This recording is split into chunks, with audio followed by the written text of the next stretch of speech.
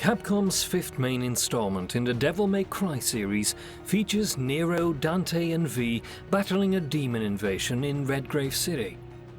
With a handful of the gameplay and design components helping to enhance the nightmarish character of its universe, future Devil May Cry titles may benefit from delving deeper into horror.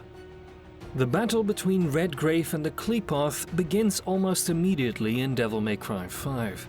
Nero and V are left to watch as the tree's demonic tendrils spear the city's people, causing pandemonium. The same creepy feeling haunts Nero's earlier adventures around the ruined cityscape, as the husks of its former residents echo their last moments of terror. It is a striking tone for the game's debut, demonstrating how terrifying a demon infestation can be, even from the perspective of a skilled devil hunter. The ambient music in the game contributes to this ambiance by combining frightening piano notes with the sound of falling rain. The early boss and level designs in Devil May Cry 5 have horrifying undertones.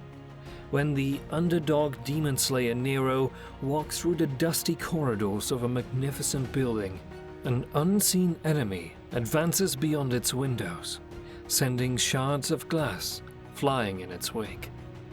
It's a gloomy setup for Artemis, whose eldritch look is highlighted by a half-missing skull and fanned-out wings lined with tiny, purple eyes that launch projectiles.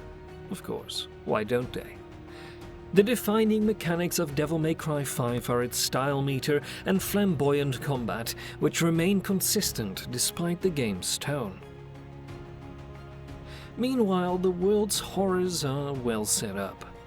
The game's natural evolution has its characters earn a stronger arsenal, making typical monster types less frightening, while players become more adept to performing combos. Yet, one example stands out that highlights the survival horror genre's shift in power dynamics.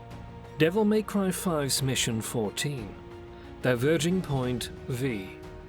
In this mission, V loses access to his demon familiars, and he must defeat them in combat before they can return to his side. With his moveset severely limited, the following Mirage fights resemble the horror of earlier games' one-sided battle between humans and demons.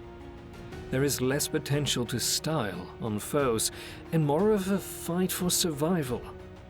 The task instead relies significantly on the player's ability to strategize and time their moves.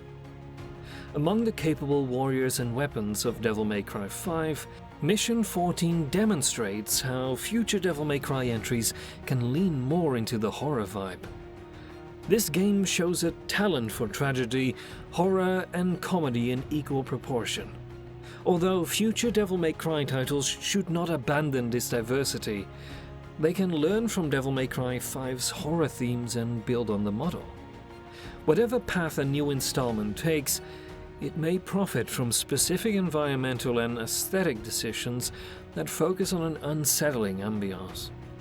Landscapes compared to Redgrave's Alberton graveyard may be a bleak addition, and occasional missions, whether led by Nero or a new young devil hunter, could experiment with endgame limitations on moves that require strategic thinking. Of course, tying this all in with the combat style of Devil May Cry might be difficult, but given what we got with Devil May Cry 5, it shouldn't be impossible. What are your thoughts on Devil May Cry turning into some sort of underworldly horror action game? Let us know in the comments down below.